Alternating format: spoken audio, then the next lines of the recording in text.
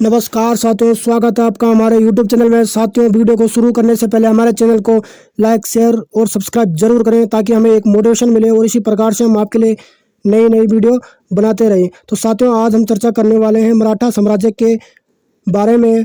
तो चले साथियों, शुरू करते हैं आज का सेशन। तो साथियों, मराठा साम्राज्य की स्थापना शिवाजी ने की थी। किसने की थी? शिवाजी। शिवाजी को दोस्तों क्या है, मराठा साम्राज्य का संस्थापक यहाँ पर माना जाता है। ठीक है दोस्तों, शिवाजी के पिता का नाम शहाजी भोंसले था। क्या था दोस्तों? शहाजी भोंसले। ठीक है दोस्तों, क्या था? शहाजी भोंसले। तथा माता का नाम जीजाबाई था। क्या था दोस्तों? जीजाबाई। ठीक है दोस्तों। दोस्तों, जो शहाजी भोंसले थे, इन्होंने क्या है, 2 शादियाँ की थी। ठीक है दोस्तों, एक शादी तो इन्होंने जीजाबाई के साथ की थी, जो क्या है, शिवाजी की यहाँ पर माता होती है। ठीक है दोस्तों। दूसरी शादी इन्होंने दोस्तों तुकाबाई मोहितो से की थी। तुकाबाई मोहितो से की थी। ठीक है दोस्तों। और दोस्तों, शिवाजी का जन्म 6 अप्रैल 1627 को शिवनेर के दुर्ग में यहाँ पर होता है। ठीक है दोस्तों, किस किस दुर्ग में? शिवनेर के दुर्ग में 1627 में इनका क्या है, यहाँ पर जन्म होता है शिवाजी का। ठीक है दोस्तों, आगे बढ़ते हैं।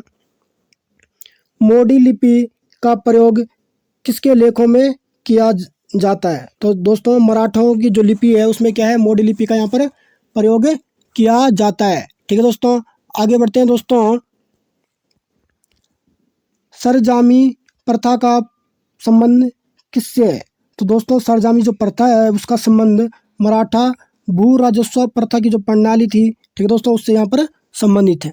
आगे बढ़ते हैं। दोस्तों, मराठा साम्राज्य में शिवाजी के प्रशासन में मंत्री परिषद को अष्टप्रधान के नाम से जाना जाता है। तो दोस्तों, ये एग्जाम की दृष्टि से अति महत्वपूर्ण प्रश्न है।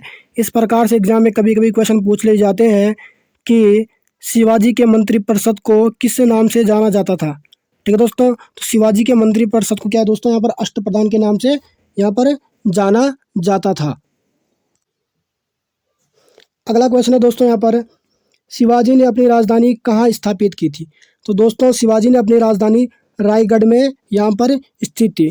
तो दोस्तों, शिवाजी ने अपनी राजधानी रायगढ़ को क्या है, 1656 ईस्वी में यहाँ पर क्या है, बनाया था। ठीक है दोस्तों, कब बनाया था? 1656 ईस्वी में यहाँ पर क्या, शिवाजी रायगढ़ को क्या है, अपनी राजधानी बनाते हैं।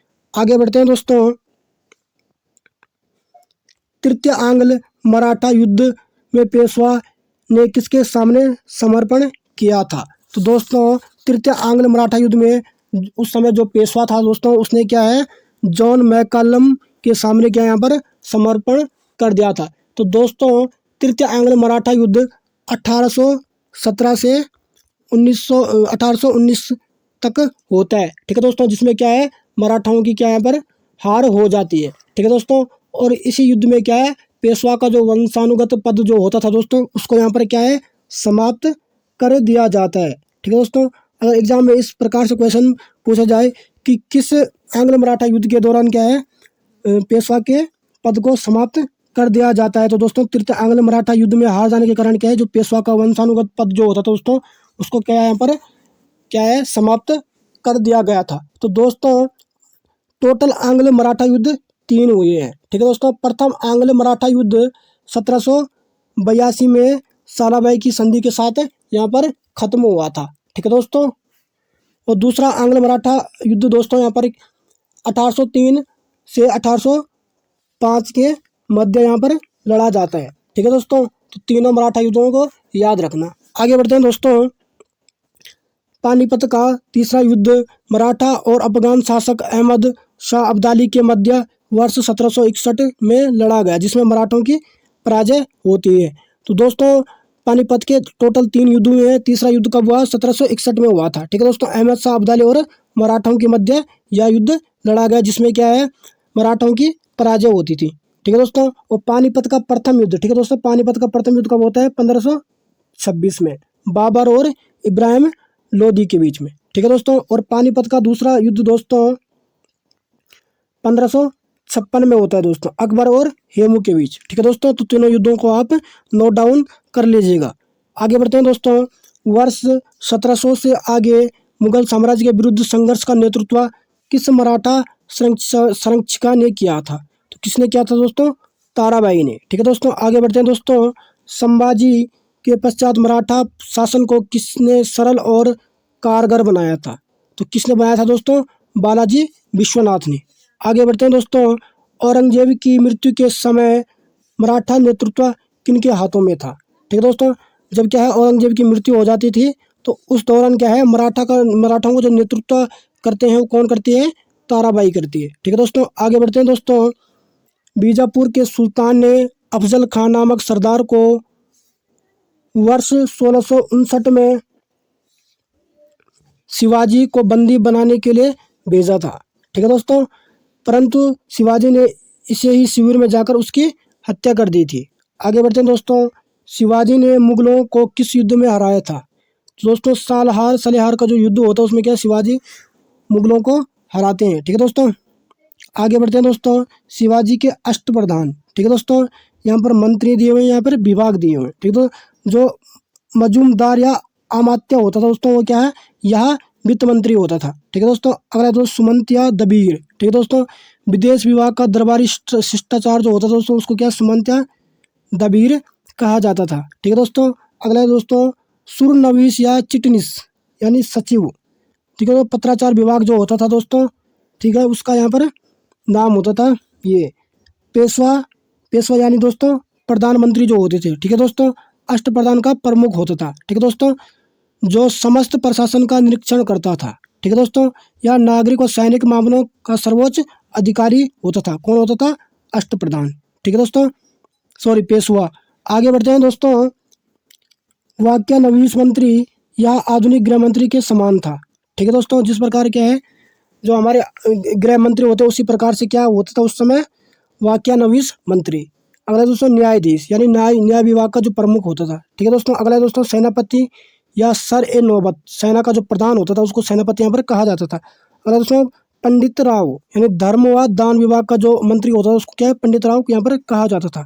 ठीक है दोस्तों, आगे बढ़ते हैं दोस्तों। अब आ गए दोस्तों विविध। मयूर सिंहासन पर बैठने वाला अंतिम मुगल बादशाह कौन था? ठीक है दोस्तों, मयूर सिंहासन पर बैठने वाला अंतिम शासक कौन था दोस्तों? मुहम्मद शाह। और दोस्तों मुहम्मद शाह को क्या है? रंगीला बादशाह के नाम से भी यहाँ पर जाना जाता था, क्योंकि दोस्तों क्या है मुहम्मद शाह के शासनकाल के दौरान क्या है नादिर शाह ने क्या है इसको चुरा कर क्या है लूट कर क्या है वो ईरान चले गया था। ठीक है दोस्तों, आगे बढ़ते हैं दोस्तों। अंग्रेजों को बंगाल में शुल्क मुक्त व्यापार की सुविधा किस मुगल सम्राट ने प्रदान की थी? तो किसने की थी दोस्तों? फर्रुखसियर ने। ठीक है दोस्तों, आगे बढ़ते हैं दोस्तों। कश्मीर के शासक जैन उल अब्बादी ने सर्वप्रथम जजिया कर समाप्त किया था। इसे कश्मीर अकबर भी कहा जाता है। ठीक है दोस्तों, क्योंकि यहाँ पर क्या है जजिया कर को क्या है अकबर ने समाप्त कर दिया था। इसी कारण क्या है जो कश्मीर के शासक हैं जैन उल आबदीन, ठीक है दोस्तों, इनको भी क्या है कश्मीर का अकबर कहा जाता है, क्योंकि इन्होंने क्या है जजिया कर को समाप्त किया था। आगे बढ़ते हैं दोस्तों। किस स्थान को भारत का सिराज कहा जाता है? तो दोस्तों भारत का सिराज जौनपुर को कहा जाता है। आगे बढ़ते हैं दोस्तों। सिर ए अकबर महान रहस्य की रचना किसने की थी? तो किसने की थी दोस्तों? दारा सिकोनी। ठीक है दोस्तों, आगे बढ़ते हैं दोस्तों।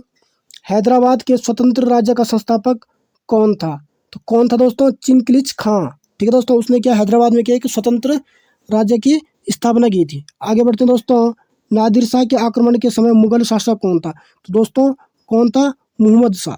ठीक है दोस्तों, और इसी के शासनकाल में क्या है कोहिनूर हीरा और मयूर सिंहासन नादिर शाह लूट के ईरान या फारस चले जाता है। ठीक है दोस्तों, आगे बढ़ते हैं दोस्तों।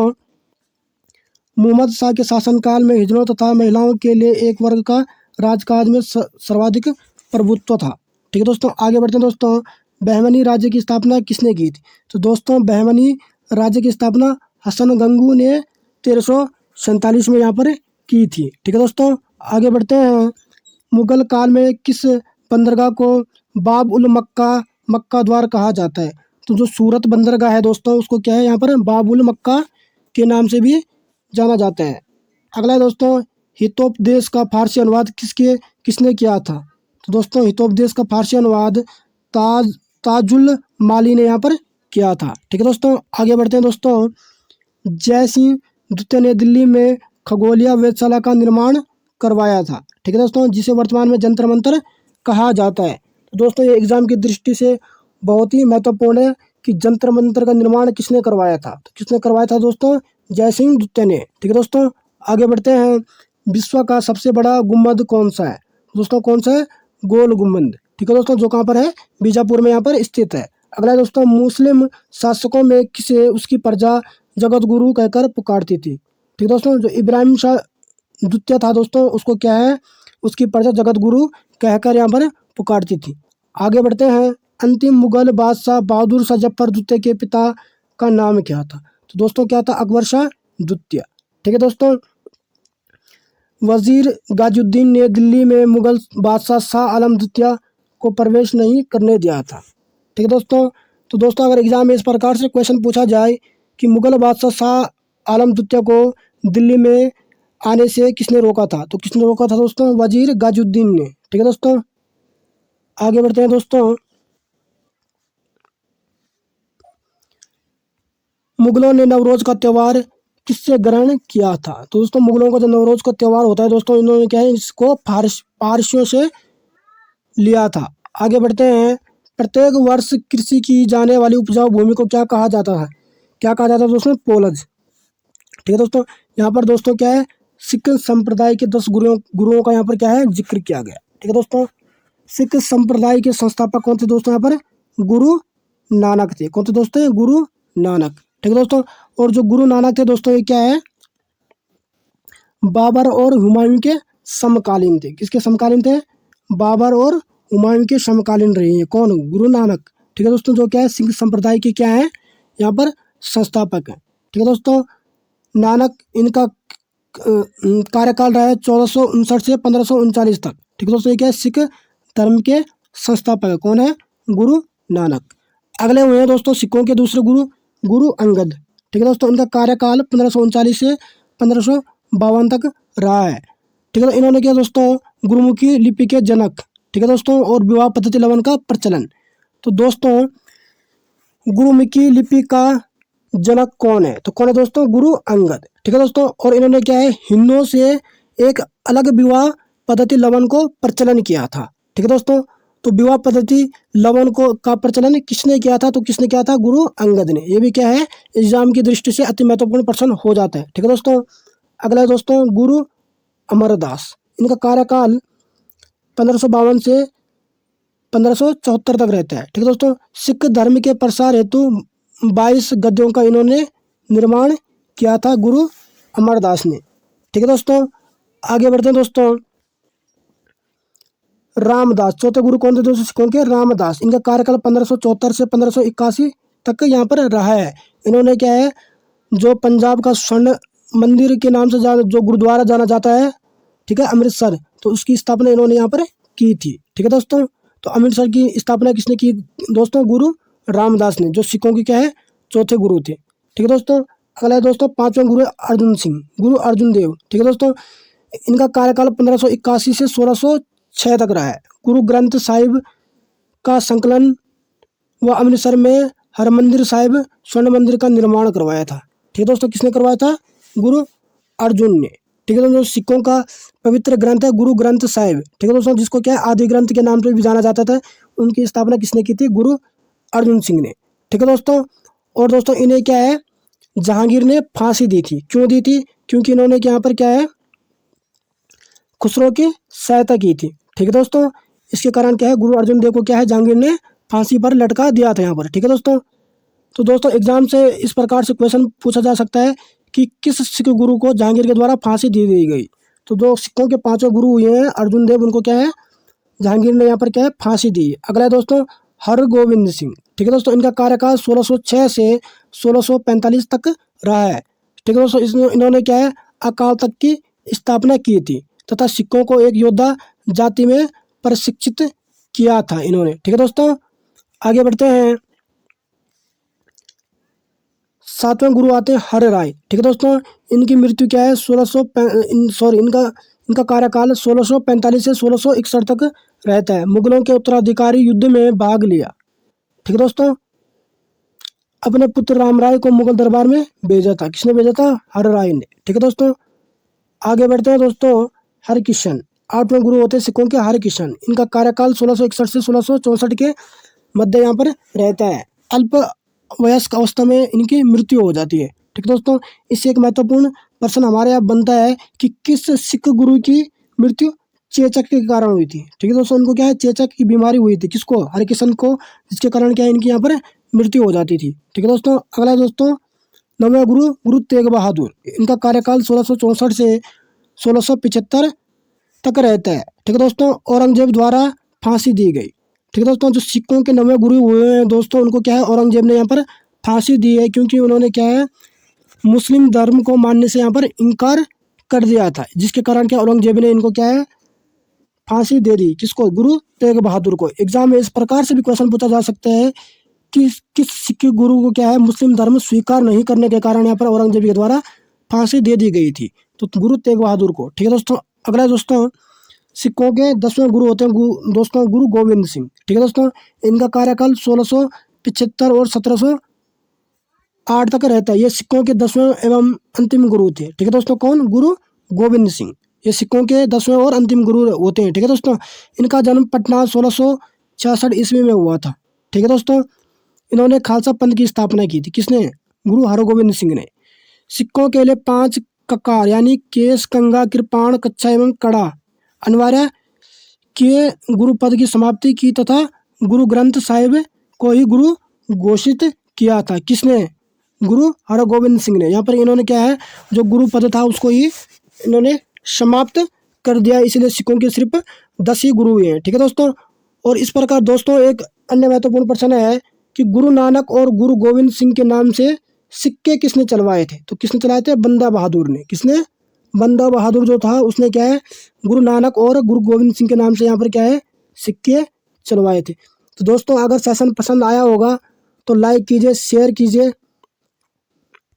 धन्यवाद।